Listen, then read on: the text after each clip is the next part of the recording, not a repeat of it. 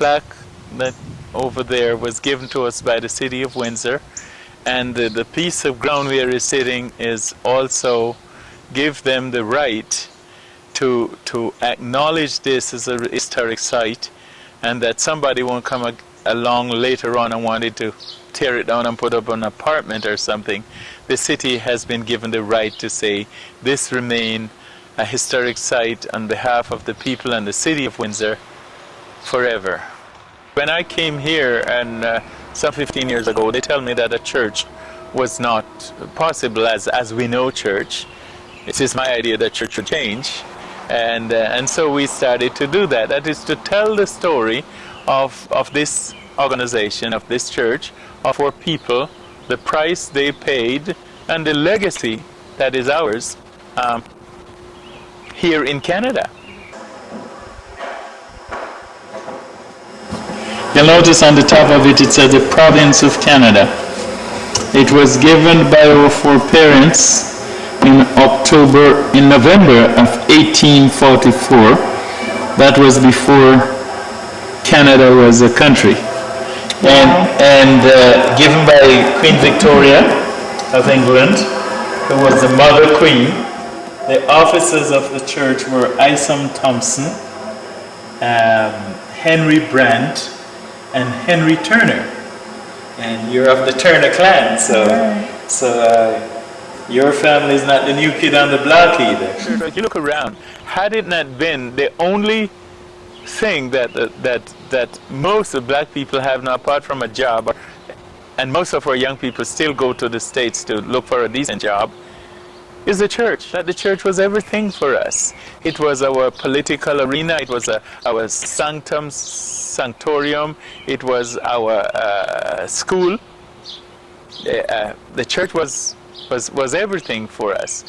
Today, we have moved from that to other bricks that put the structure together are handmade bricks. One of the main features of the building. We don't have another building, at least we don't know of one in Ontario, that is still standing today with handmade bricks from the slaves themselves. This building was put together in 1851, according to the cornerstone. It is said that after the people had a long day's work on the farm in the area somewhere, they would come here at night and build their church. It took them 80 years to complete this building. Notice the different color, even of one brick, and the different sizes of the brick. There is something about this too, is that 1, 2, 3, 4, and then it turns. See, all of these are short? Oh. It's the same brick like this, but it turned the other way. And then you have 1, 2, 3, 4, 5, and it turn again. What's the significance of that? The significance is they didn't have insulation at the time. So this is the thickness of the wall. Okay. Because 2 bricks turn that way and 1 turn this way. It's the same. Give the thickness of the wall. So it's probably 3 bricks thick. Okay. The wall is. Also, the style of building, notice the new part does not build like that. Okay? So one of the things that the architect told me is that the style of building tells you that, see they go again, 1, 2, 3, 4, 5, just go a little more, but you still have it up there. Right. Yeah. So that the style of building tells you that the building is over 100 years. On the floor of the church, we're told that there was a trapdoor that led to the hiding place in the basement of the church. That during the 1830 to 60 something, when the bounty hunters were coming from the southern states into Canada to look for their property, one of the places they would find is the church. And so there are evidence on the floor of the church that there was a trapdoor there. Some owners would put a bounty on their head, bring them back. And so there was the period of the bounty hunters. Okay. Because the church was the place where we congregate, and the church seemed to at those times mean much more to people than it does today, they would come here. And they tell me that the preacher would be in the middle of his sermon talking about freedom, And there comes a man at the door, and he would burst out in the middle of his sermon, "Nobody knows the trouble I see."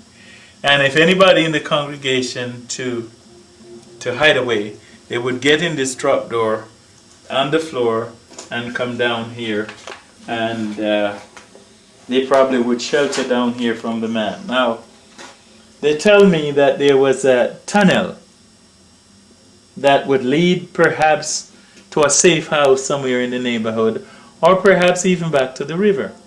And that insulated door that is there covered the mouth of the tunnel. Wow. And so this is called the hiding place. Now, I mentioned about the hiding place inside the church.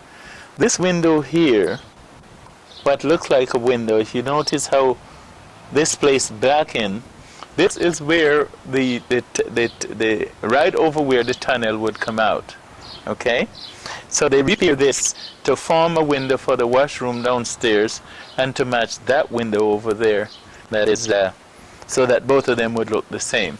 But this repair work is the area where they tell us it's sitting right over where the tunnel would be, that the slaves would escape if they have to when the bounty hunters come about. If you the original brick building stopped right here where you see this beam, so it only had 3 windows on that side. This was the addition. These windows were repaired. There was a great revival in about 1912, thereabout, and an addition was put onto the church. And it seemed to me that the windows were formed as a church, the churchy type in those days. Because if you look at the bricks carefully on both sides of these windows, you will see that they are the wall is repaired, and that was when the windows take this shape. Apparently, the first windows was square. The community response to the church has been very warm and welcoming. Just last Black History Month, we had a gala at the Cleary, and Lincoln Alexander, the former Lieutenant Governor of Ontario, was a speaker. I know that was a drawing card for a lot of people, but we gross about $32,000 on behalf of the church. And then we have an ongoing process of a brick campaign to join the back of the church, or the side of the church to the back of the house. And this is not just my wish, but it's something that I feel as a leader is necessary for the community in which we live. The church must change, and some people don't like it. Some welcome the change, but others believe that the church should not change. It should be saying the same thing, doing the same thing it did 100 years ago.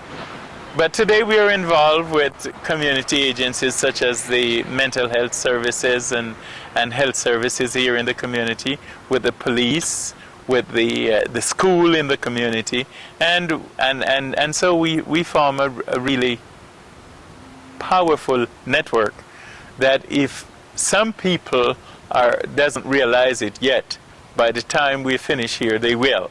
And I'm sure that it will encourage more people to come and do their part here at the church.